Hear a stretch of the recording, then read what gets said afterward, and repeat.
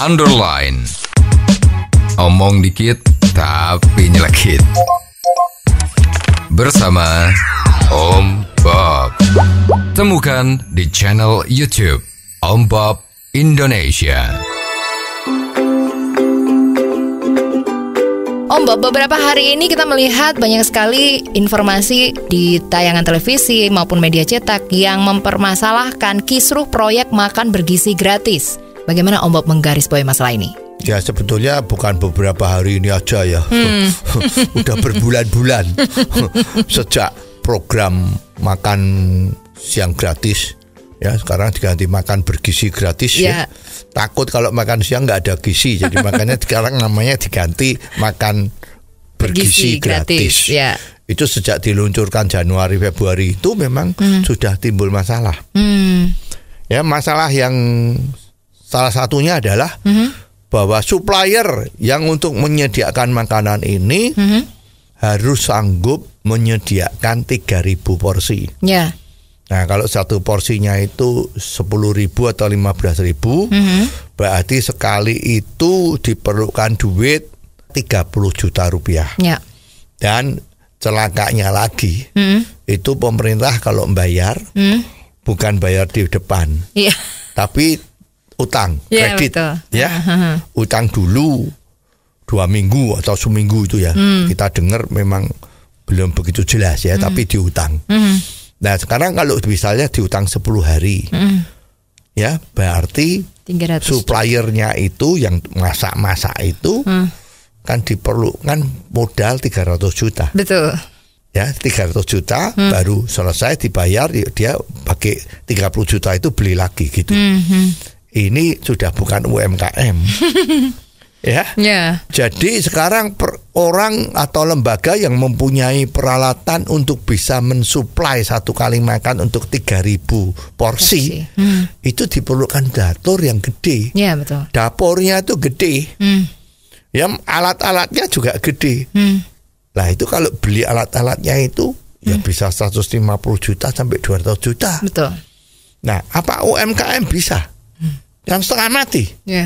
Maka jadi politik harus bisa menyediakan 3.000 porsi ini sebetulnya juga kurang tepat. Ya, harusnya diserahkan kepada rayon-rayon sekolahan. Ya, satu RT RW itu ada berapa sekolahan, diserahkan orang yang di sana. Apakah menjadi UMKM-nya yang di sana? Begitu. Ya, jadi dikasih mentahan aja, kasih duitnya berapa, suruh dia masak. Nah, satu itu ya. Nah, sekarang ada juga yang nggak seperti itu. Nah, itu kejadian tadi itu kan ada yang mogok berhenti. Betul. Karena nggak ada duit kan. Itu di mana itu, di Tangerang apa di Bekasi itu. Ya sehingga tidak bisa. Lah baru pemerintah yang berkepentingan dengan ini cepat-cepat menyelesaikan masalahnya, utangnya dibayar dulu macam-macam. Nah ini kan jelek kan. Jatah yang tiap hari bisa blank 1 hari 2 hari gimana? Nah sekarang ada yang kasus yang lain. Di mana-mana ada berapa banyak tempat itu ternyata yang dapat jatah makan ini keracunan pada diare, mutah-mutah. Betul. Ya ini pada saat ditanya pada yang bikin, jawabnya juga enak aja. Ini kan sudah kita bikinnya sudah sesuai dengan prosedur. Nah. Ya, sesuai dengan prosedur itu bagaimana? Apakah memang ada orang-orang kita, ada pejabat kita, ada yang ngawasin masaknya gimana? Tuh. Ya, jadi ini harus dilakukan dengan baik-baik. Ya, sekarang kalau sudah dimakan jadi keracunan, nah murid-murid yang mau makan besok pagi kan juga ragu-ragu. Jangan-jangan ini makan nanti keracunan lagi. Dan yang menyiapkan itu kan merasa tidak bertanggung jawab karena sudah sesuai dengan prosedur. Bagaimana untuk mengantisipasi hal ini supaya tidak terjadi, Om Bob? Ya paling bagus ini sebetulnya pakai ilmu yang kuno tetapi ampuh ya. Jadi misalnya ada supplier yang masak, nah, sebelum dikirim itu ada testernya ya dari orang-orang yang masak tadi, suruh nyoba makan seluruhnya. Lauknya itu dicoba semua, tunggu 15 sampai 30 menit. Kalau memang tidak terjadi mual-mual atau rasanya nggak enak atau bisa diare, baru dikirim untuk diberikan untuk murid-murid agar dimakan. Jadi kalau ceritanya pejabat-pejabat zaman kuno itu kan gitu.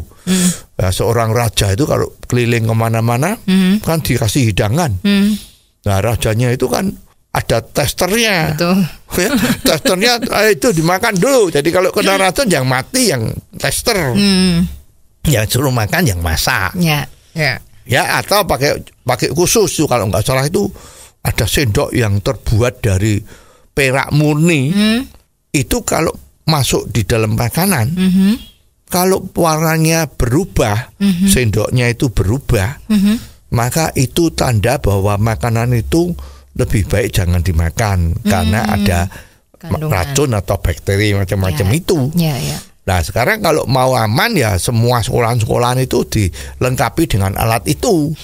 Jadi makanan masuk, pihak sekolahan itu melakukan periksa dulu. Kan ini yang paling benar. Betul. Ya, kalau seperti ini bagaimana? Ya, karena orang-orang kita kok rasanya itu kok masalah seperti ini dianggap kecil. Nggak apa-apa, paling buat besok sembuh. Ini kan masaknya sudah prosedur. Ya, padahal menurut peraturan yang menjadi supplier makanan ini, peralatan dapurnya, unit-unit dapurnya, semuanya itu kan sudah dicek semua.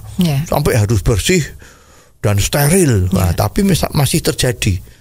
Ya harusnya seperti itu. Agar supaya betul-betul makanan yang diberikan kepada murid-murid kita ini, sekarang juga dengan ibu hamil ya, supaya betul-betul bagus. Oh, jadi begitu ya Om Bob.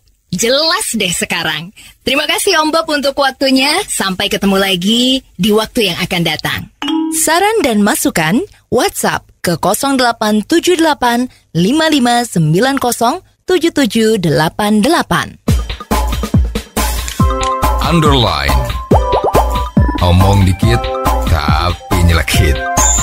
Bersama Om Bob.